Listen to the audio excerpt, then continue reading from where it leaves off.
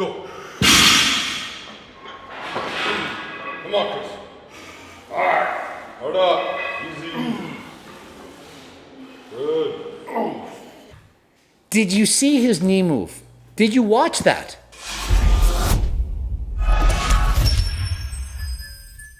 Coach Greg and Chris Bumstead is injured again. This time, he hurt his quad seriously while training with IFBB Pro Ian Valere. And no, it's not clickbait. Gonna show you the injury, how it happened, and how Chris Bumstead plans to deal with this. This is serious, guys, and it's not the first time that this has happened, and it's similar to when he'd previously hurt his hamstring. And I hate to say I told you so, but I told you so. Chris Bumstead and Irvs were training, and I warned people, saying, you can't lift this heavy. Ego lifting has to stop. If you continue to push, eventually you're going to get hurt. And so in trying to keep up with Ian Valere, Chris pushing heavier weights than last time, and well, watch what happens. Let's go. Come on, Chris. All right. Hold up. Easy. Good. Did you see his knee move?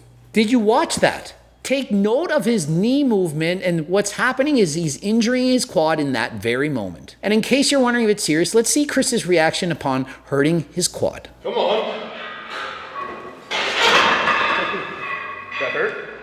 I just tweaked something bad in my quad, yeah. Tweaked something bad on the side, he felt a pop. This is not good. This is his quad. He needs to be able to train his quads in order to defend his title. And take note. 7 plates on each side. He's got his knees wrapped, lifting super heavy weights, training, keeping up with Ian Valere. Have you seen Ian? Guy is an animal, could bench press 500 pounds as a teenager. If he had a lighter weight, 5 plates, maybe even 6, he'd increase time under tension and decrease his risk of injury. And let's face it, if you're injured, you're not making gains. Chris Bumstead, already the favorite for the title, all he needs to do is maintain what he has and get shredded. Training super heavy, training like a powerlifter, he absolutely loves to do it. He mentioned he's now being coached by Hanny Rambod, and he allows him to train super heavy because that's what he likes to do. But you really need to weigh the pros and the cons of training this way. Sure, it's fun. People enjoy training this way. It's in fact easier to train with really heavy weights for under 10 reps than it is to train for 15 reps. But eventually, this is going to happen. If you've been in the gym as long as Chris, you're eventually going to get injured. This is not the first ache and pain that he's had throughout his bodybuilding career. Exactly. It's not like Chris is immune to injury. It's not like this is the first time he's ever been hurt. He's been injured a number of times. The shoulder, the hamstrings, his quad. Is it really worth continuing to push yourself when you know this is going to happen? You're 8 weeks out from a show. You're on a diet. You're clearly not natural. And when you're taking performance-enhancing drugs, what happens is the muscles, they get super strong.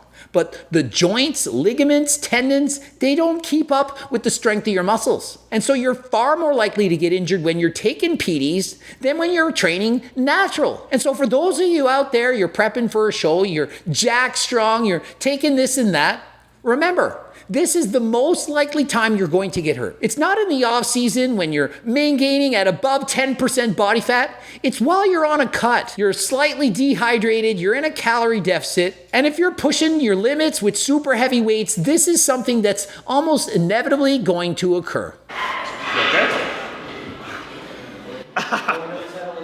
Uh-oh. When somebody asks you if you're okay and your response is uh-oh, and you stop the set and you're grimacing, and you say you felt a pop, this is not good. I don't want to look. He doesn't even want to look. Remember, his knees are wrapped. He gets off the bench, tries to take a step. He's limping. It hurts. Each and every step, he's in pain. And he says he can't spare any quads. He's not 21 anymore. And the thing is, you can have just as large a quads by lifting lighter weights for high reps, focusing on time under tension, than you can from lifting ultra heavy weights for lower reps. But people, they just don't want to listen to me. Remember, I'm 47 years of age. Chris is 27. And yeah, I get it. He looks a lot better than me. He's got multiple Mr. Olympia titles, but that doesn't mean he knows more than I do. I have a tremendous amount of experience. I've gone through all of this. I've competed 59 times, and I've been injured more than just a time or two.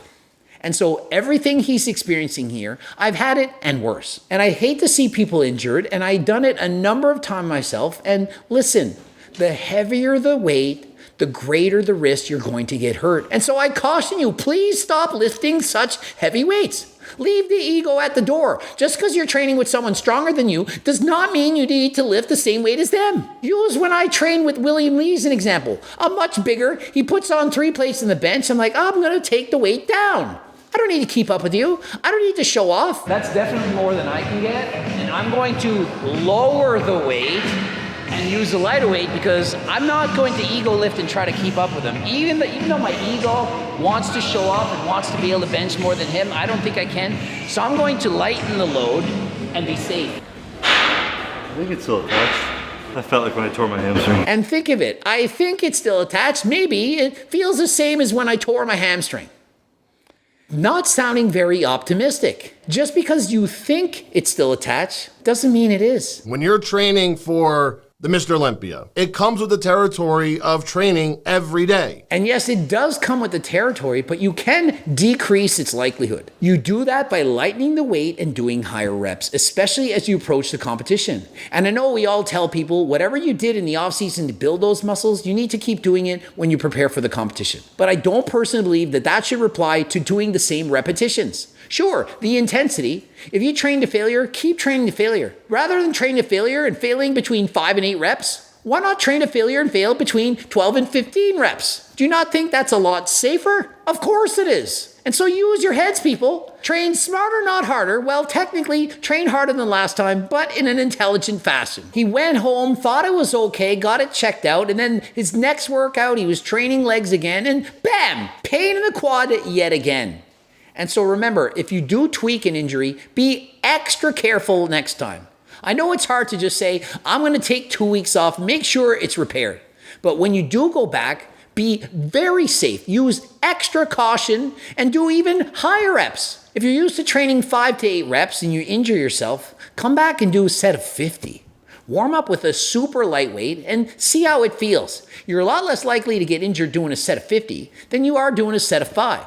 And if that's good, well, then you can add more weight, lower the reps, perhaps do 25 reps, and perhaps go as heavy as 15. But to me, I see no reason to do anything lower than 15 reps following an injury. And so consider this. He's now injured. He perhaps should have taken a couple weeks off, but rather than that, why not just train with lighter weights, higher reps, and not get injured in the first place? And so he's now resorting to fancy machines with electrical stimulations and so on. But imagine this. He had just not been injured in the first place. Would that not be more ideal? And so is the secret we now need to use all these fancy machines to prepare for the Mr. Olympia? I don't think so. What we can do is train smarter, use lighter weights, still put out the intensity, but simply avoid ego lifting. I'm sure Chris is nervous, but he's been through far worse in the past. Remember, he was in the hospital for days with an autoimmune disease, didn't even know if he'd make it to the Olympia.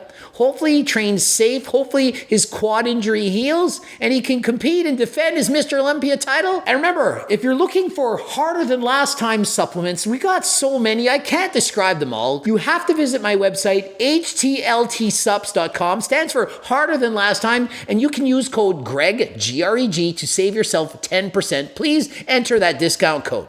Subscribe, click the bell button, comment for the algorithm, watch at least one bloops, and don't forget to buy my friggin' cookbook, the training books, the Circle Diet book, coaching plans by me and my team. And until next time, I am out.